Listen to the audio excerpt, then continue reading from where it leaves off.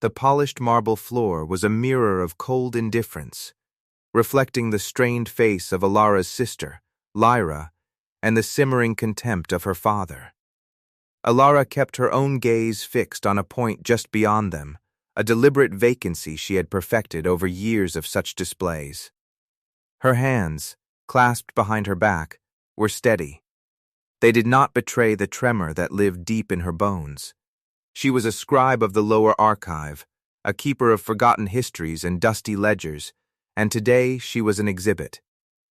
An entire shipment of vellum, ruined, Lord Valerius declared, his voice booming with practiced indignation in the great hall. Because of her carelessness. The ink bled through 3 layers. Unusable. A cost borne by my house, Your Majesty, on behalf of the crown. He did not need to say her name. All eyes were already upon her. Alara felt the weight of their collective gaze, a physical pressure that sought to press her into the stone. She wore the simple gray robes of her station, a stark contrast to the jewel-toned silks of her family and the other nobles assembled. She was a smudge of soot on a vibrant tapestry, and they all wished to see her wiped away. The error had not been hers. A junior apprentice had mixed the ink improperly, but the blame, as always, cascaded downwards until it found its customary home with her. She did not defend herself. Words were her craft, but in this arena they were useless weapons. To argue was to show weakness, to plead was to invite further scorn. So she stood in the center of the hall, a small island of silence in a sea of judgment, and she held her ground. Her spine was a rod of iron. Her breath was a slow, measured tide. This was her armor, a dignity so profound it bordered on defiance. From his throne of obsidian and chiseled ice, King Theron watched. He saw the performance of Lord Valerius, the preening cruelty of his eldest daughter, the whispers and veiled sneers of the court. It was all a familiar, tedious play. For 300 years he had presided over this theater of ambition and fear, and the script never changed. He was the Frost Wolf King, a title earned by his ancestor and sustained by the curse that flowed like slush through his veins. The curse had a name, whispered only in the oldest texts. The Frost Heart. It had come upon his line generations ago, and with each passing king, its grip had tightened. For Theron, it was a profound and constant state of being. It leached the warmth from his blood, muffled his emotions into faint, distant echoes, and coded his world in a perpetual rhyme. He felt no anger at the Lord's posturing, no pity for the girl. He felt nothing. It was a vast gray stillness, an endless winter of the soul. Yet, he watched her. He watched the scribe. While the rest of his court shifted, rustled, and murmured, she was utterly still. It was a different kind of stillness from his own. His was the stillness of ice, of death and preservation. Hers was the stillness of a deep-rooted mountain, of life enduring a storm. There was no fear in her posture, no plea in her eyes. There was only resolve. It was an anomaly, a discordant note in a painfully monotonous symphony, and for the first time in a century, a sensation pricked the edge of his consciousness. It was not an emotion. It was too sharp, too clear for that. It was a thought, cold and precise. She does not bend. Lord Valerius finished his tirade with a flourish, calling for his daughter to be publicly censured and removed from the archives. She has proven herself unworthy of the trust placed in her. A disgrace to my name. A murmur of agreement rippled through the assembled lords and ladies. This was the final, satisfying act of the drama. The outcast would be cast out further. Lyra smiled, a small, sharp expression of triumph. But the king did not speak. The silence stretched, growing heavy and cold. The air in the hall seemed to thin, the torchlight to dim. All eyes turned from Alara to the throne. Theron's gaze, the color of a winter sky, moved from the girl to her father. "The royal archives," the king said, and his voice was the sound of a glacier cracking, "are under the direct authority of the crown." Lord Valerius bowed his head instantly. "Of course, Your Majesty. I only meant to. You have brought a matter of clerical error to the attention of the throne," Theron continued, his tone flat and devoid of inflection. "I will see it addressed." He rose from the throne, a towering figure in black and silver, the ever-present chill that clung to him washing over the nearest courtiers and making them flinch.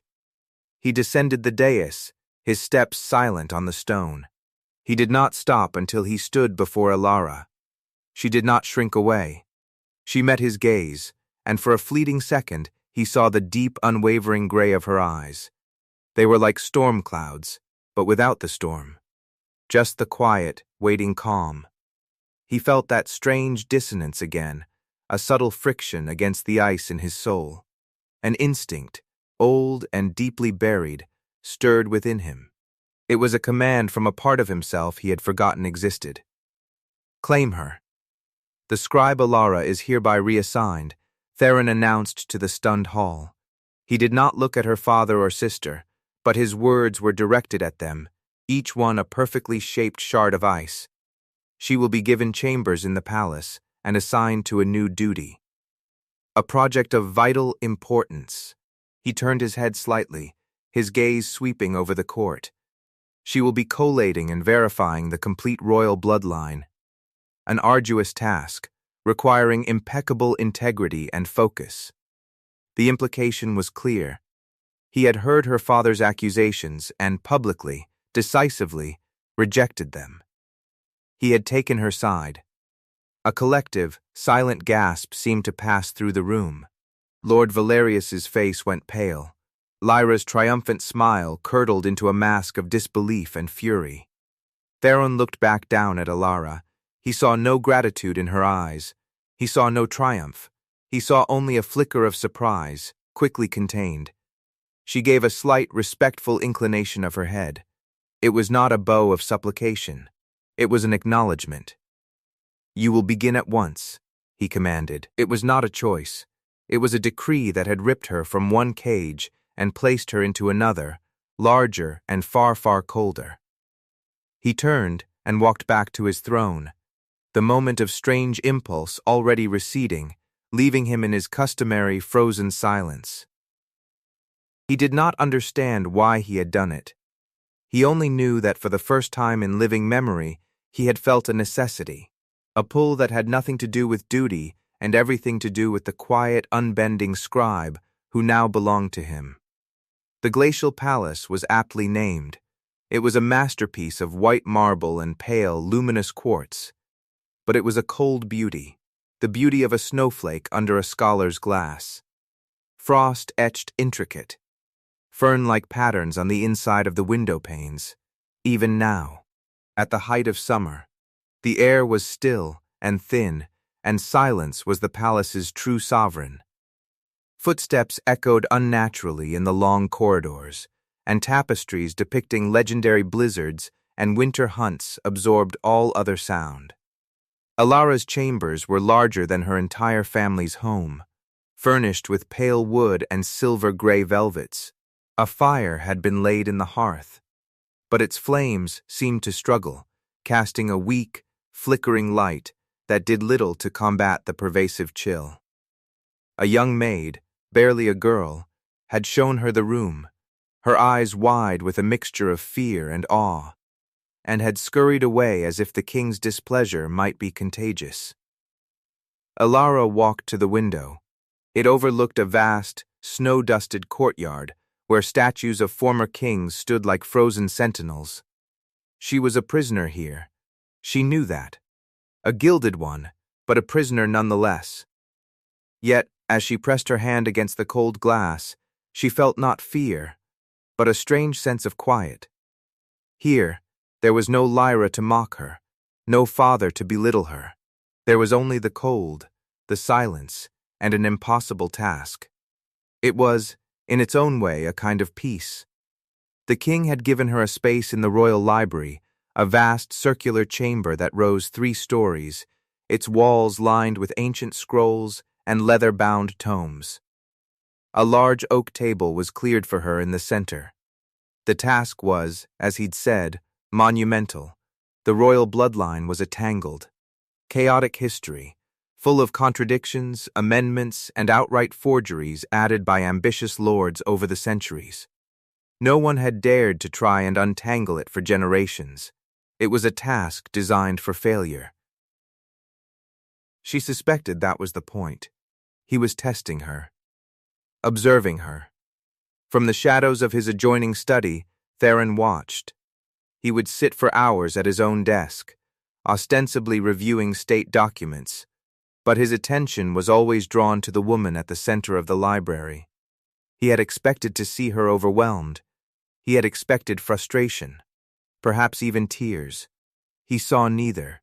She worked with a methodical, serene focus that was utterly captivating. Her slender fingers, smudged with ink, moved with delicate precision over the brittle scrolls. She would read, her brow furrowed in concentration, then make a note in a fresh ledger, her quill scratching softly in the immense silence. She did not seem to notice the oppressive cold of the room, or if she did, she gave no sign.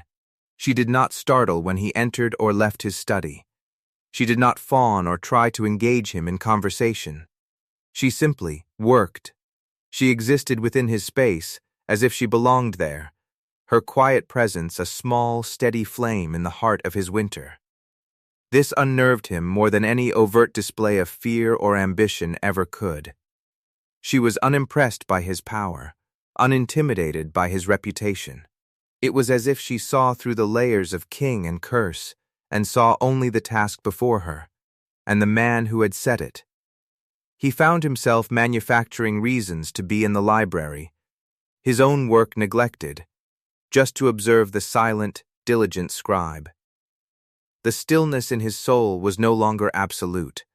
Her presence was a stone dropped into a frozen lake, sending subtle, concentric cracks spreading through the ice. Lord Vorlog, the king's most senior advisor, did not share his sovereign's fascination. He saw only a low-born upstart, a potential threat to the delicate balance of power he had spent a lifetime cultivating. Vorlog was a man carved from old, hard wood, his face a mask of stern loyalty that concealed a core of rigid traditionalism. "Your Majesty," he began one afternoon, finding the king watching Alara from the doorway of his study. The council grows restless. They question the wisdom of placing such sensitive documents in the hands of a common scribe. Her family is minor, her loyalties untested. "Her integrity is what is being tested," Vorlog, Theron replied, his voice low and cold. "And so far, I find it flawless. But the bloodline scrolls, they contain secrets, histories that could be used to challenge the throne itself. To give her unsupervised access is a risk." Vorlog's concern was a carefully crafted performance, but beneath it lay a genuine opposition. The king's sudden, inexplicable interest in this girl was a deviation from the predictable patterns of his long reign, and Vorlog did not like deviations. "The only thing she has challenged is the dust that has settled on our history," Theron said, his gaze still fixed on Alara. "She is not afraid of the truth. That is a rare quality in this court." He turned to face his advisor, his eyes like chips of ice. "Are you afraid of the truth, my lord?" The question hung in the air between them, sharp and dangerous. Vorlog bowed his head. "I fear only for your safety, your majesty, as always."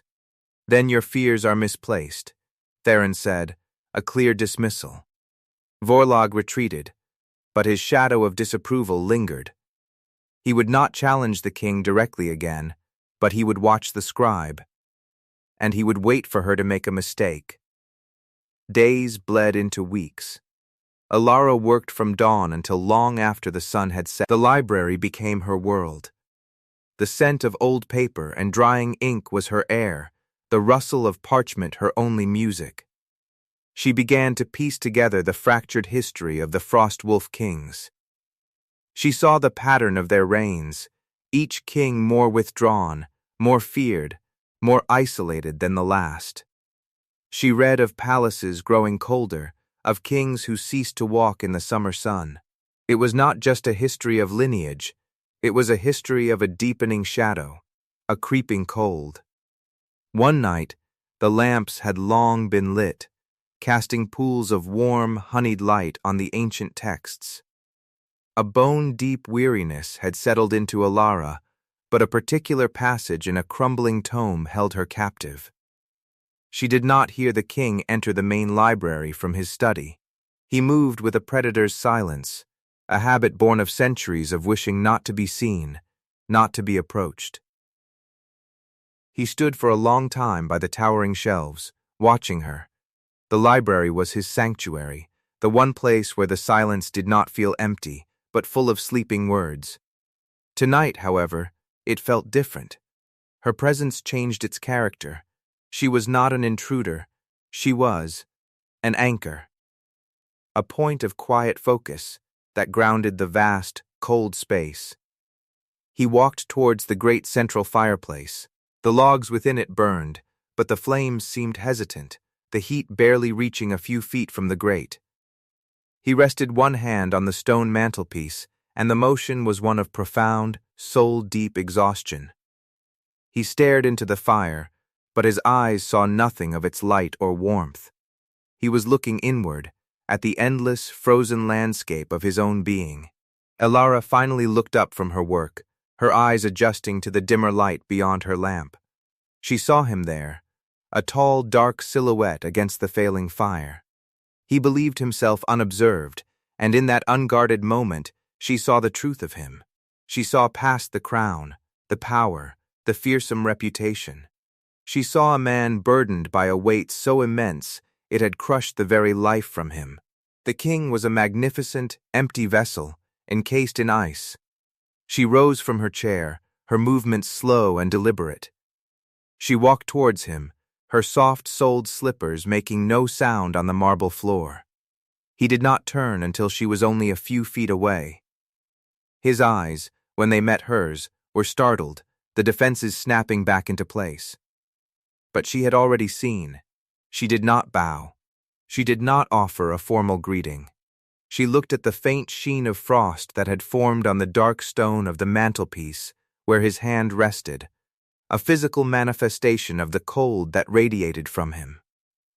She looked at the deep lines of fatigue around his eyes, lines that had been carved by centuries, not years. And she asked the question no one in 300 years had dared to ask. "Are you in pain, Your Majesty?"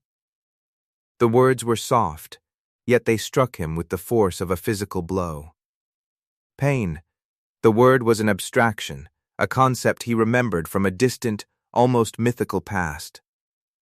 The curse did not offer the sharpness of pain. It offered only the dull, crushing weight of its absence, the slow erasure of everything that made one alive.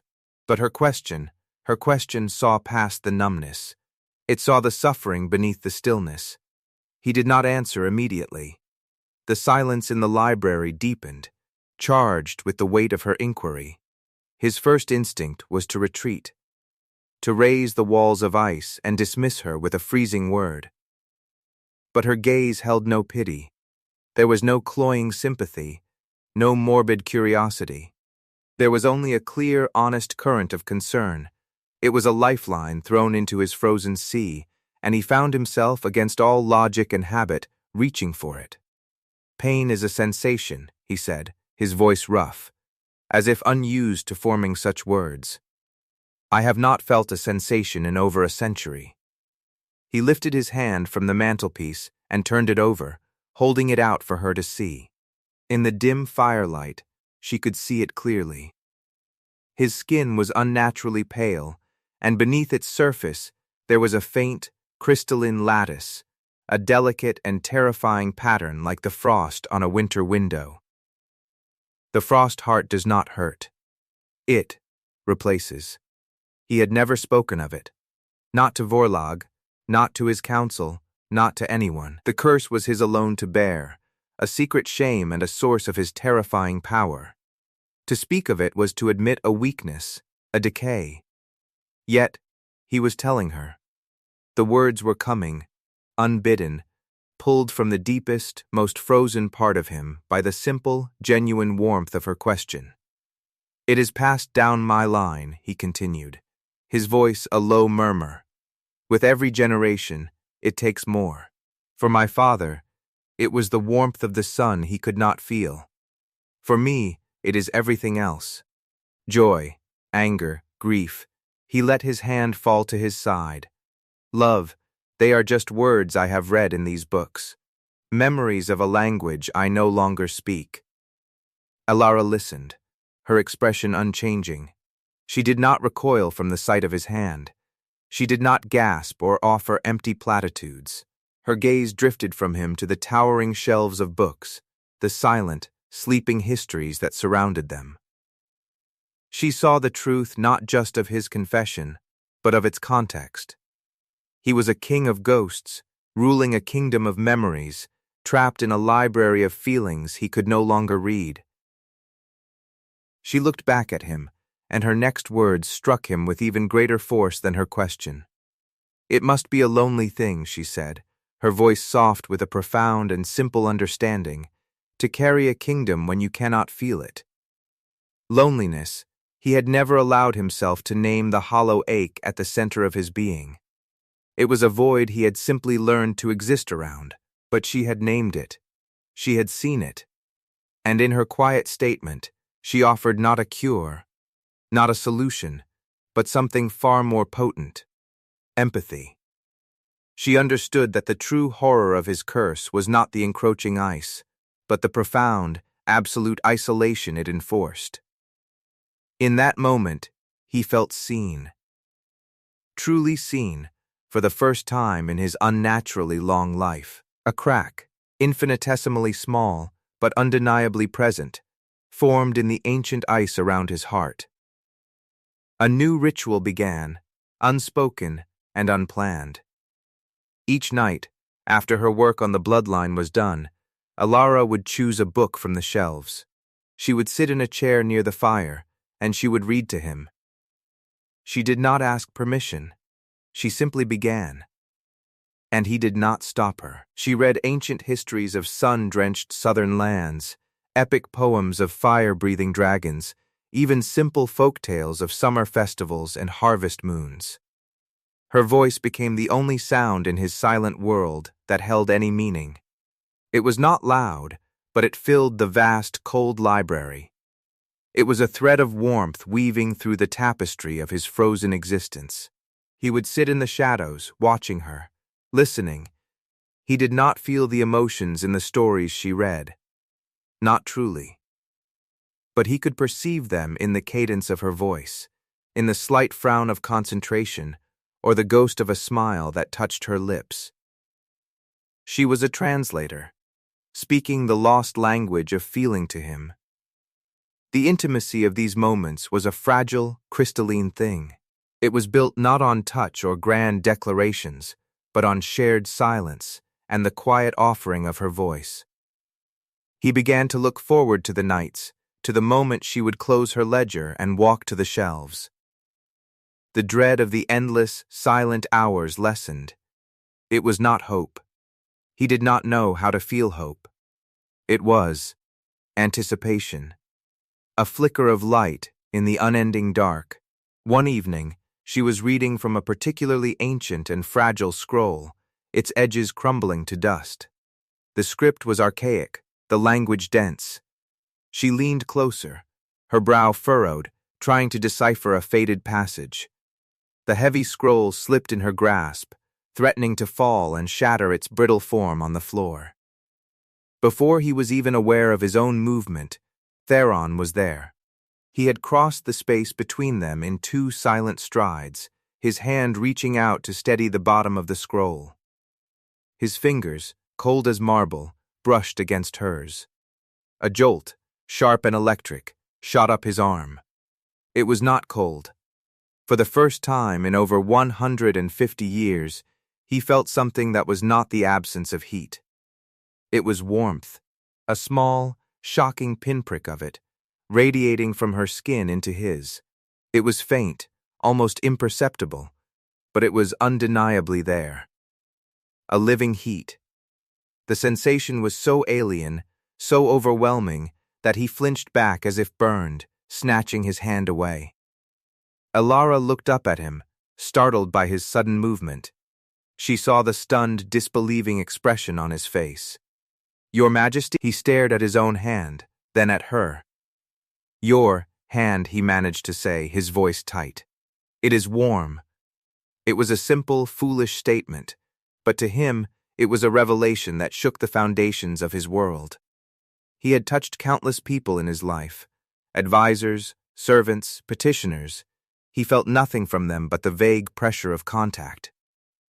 But her touch had broken through the ice. A new feeling began to bloom in the barren wasteland of his soul. It was a terrifying, unfamiliar sensation. A fragile green shoot pushing its way up through a glacier. It was hope.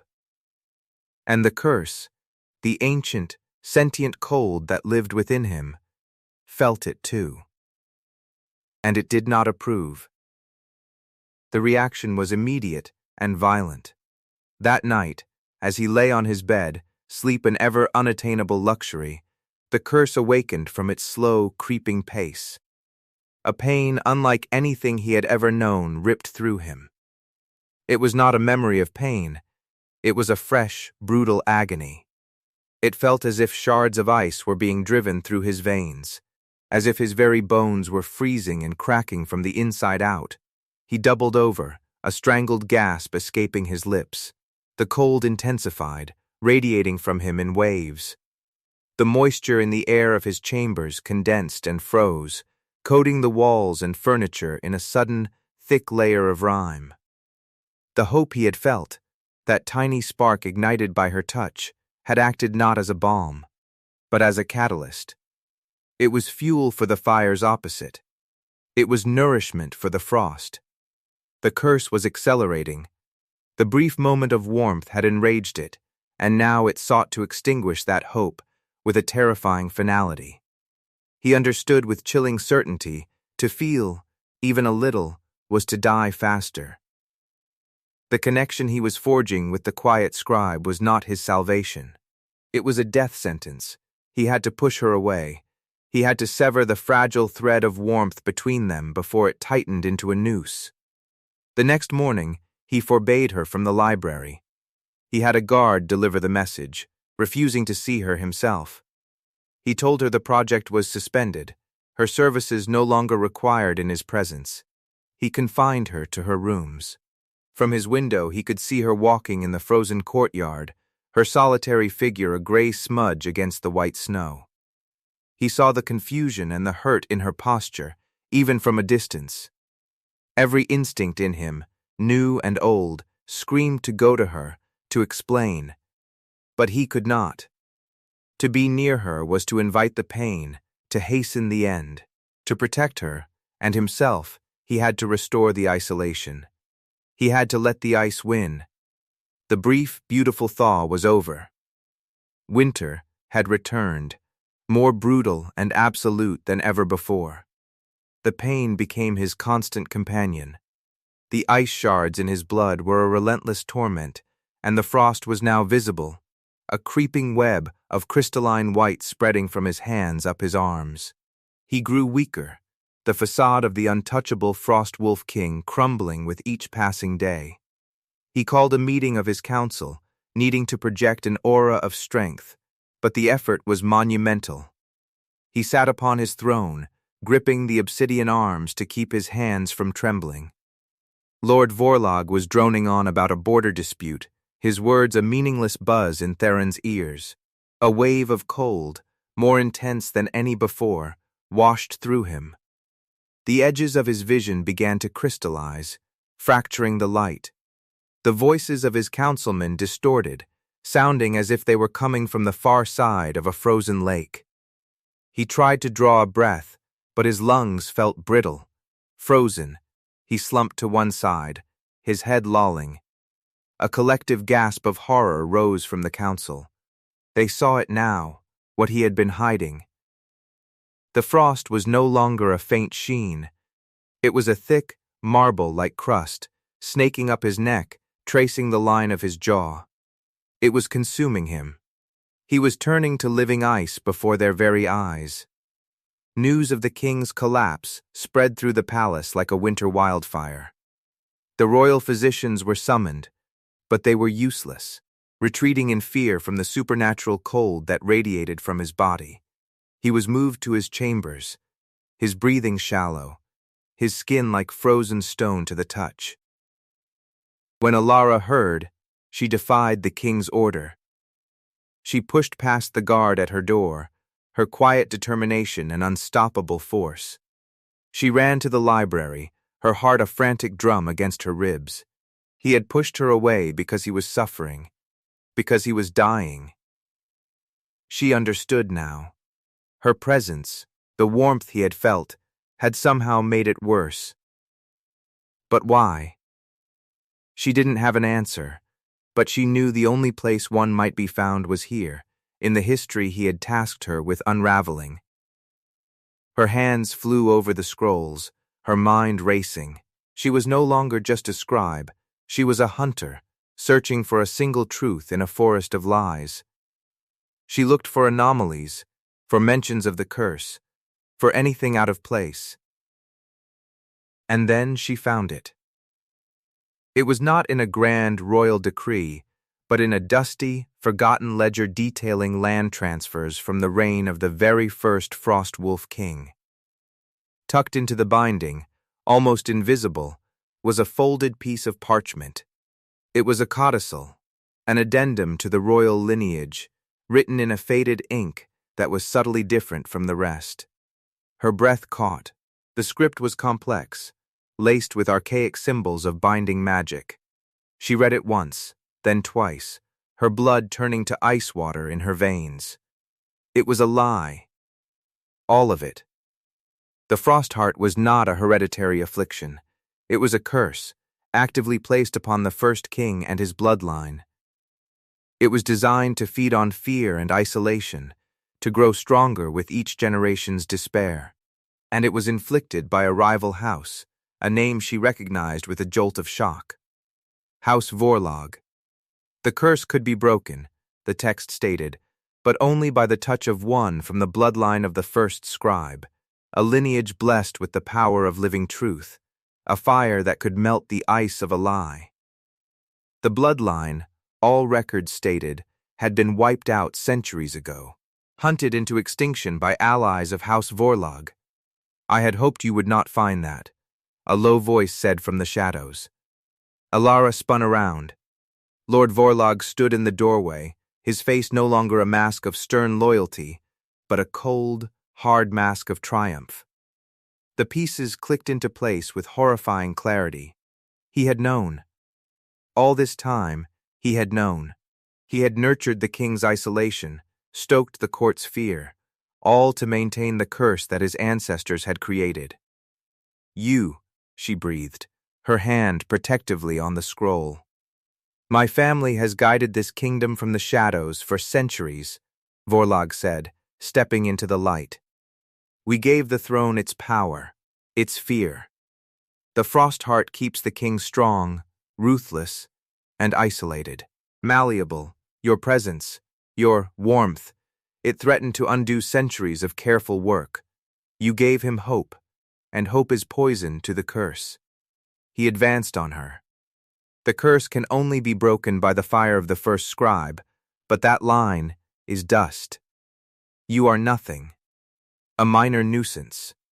Give me the scroll.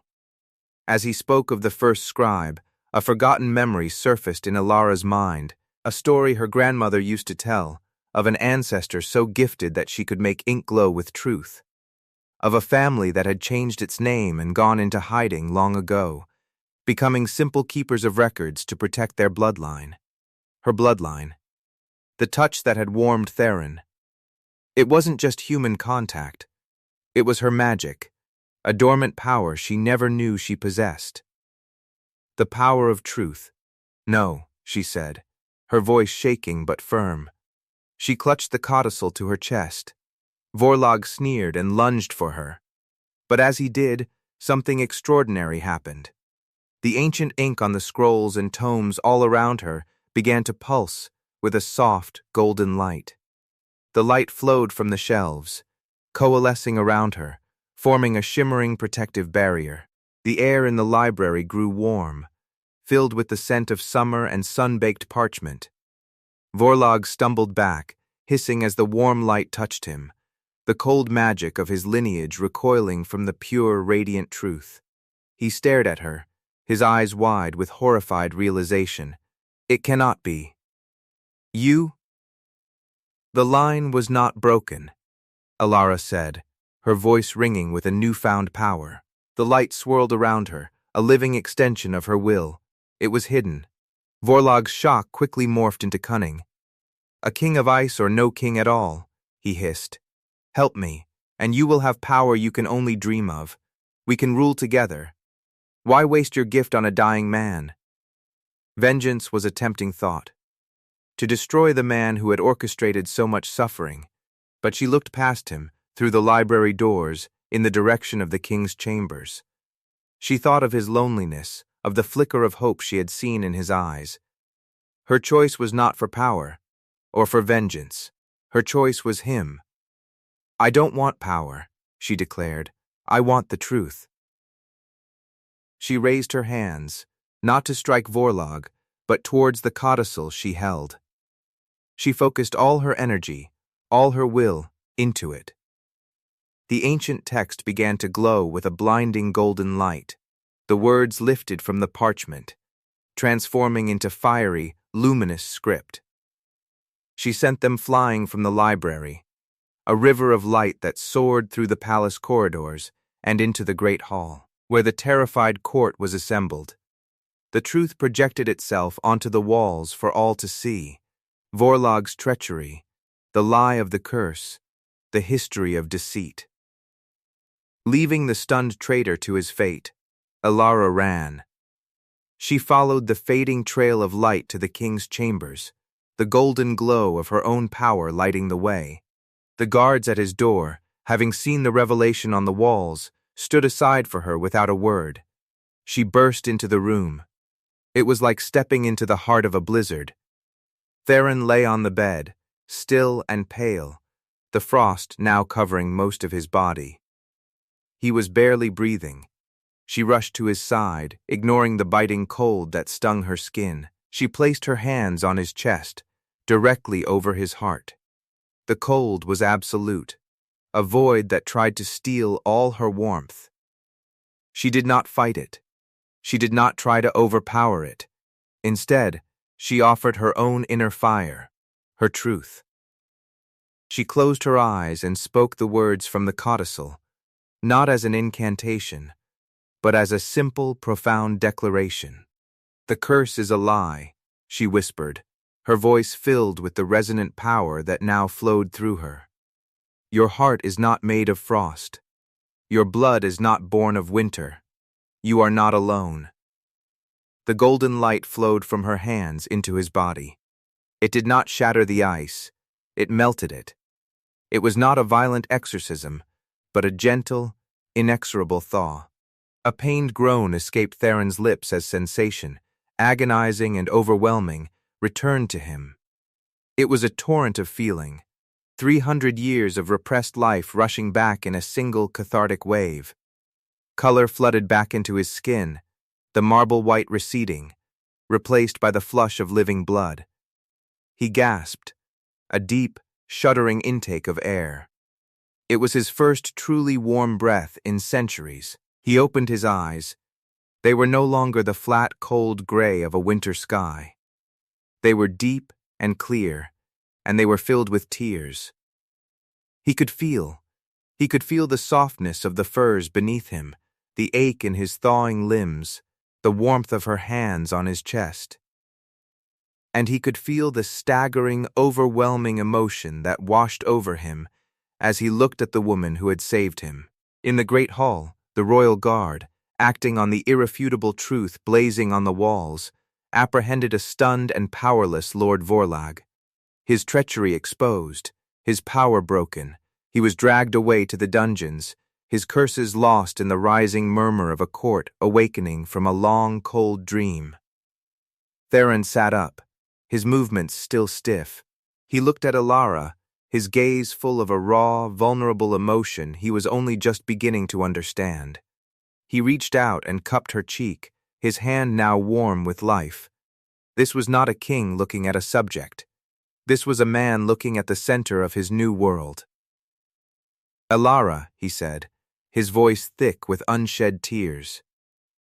He finally knew the meaning of the word. Love.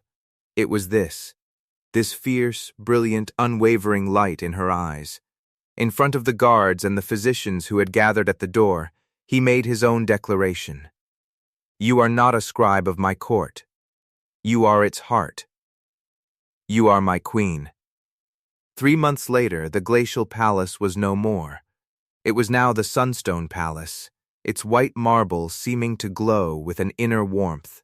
The frost was gone from the windows, replaced by sunlight that streamed into halls now filled with chatter and laughter. Flowers, vibrant and defiant, bloomed in the courtyards where frozen statues once stood alone. In the library, the air was warm and smelled of honeyed wax and old, beloved books.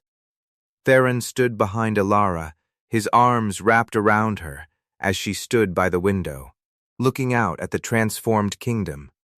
He was no longer the Frostwolf King. He was simply Theron, a man relearning the simple joys of a sunbeam on his skin, the taste of spiced wine, the sound of his wife's laughter. His love for her was a constant, steady flame within him, a hearth he never knew his soul was missing. A page entered, bowing low, and presented a letter on a silver tray. Alara took it. The seal was that of her father's house.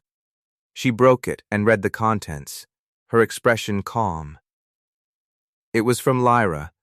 The words were a pathetic, groveling mess of apologies and pleas for favor, a desperate attempt to curry favor with the new queen she had once delighted in tormenting.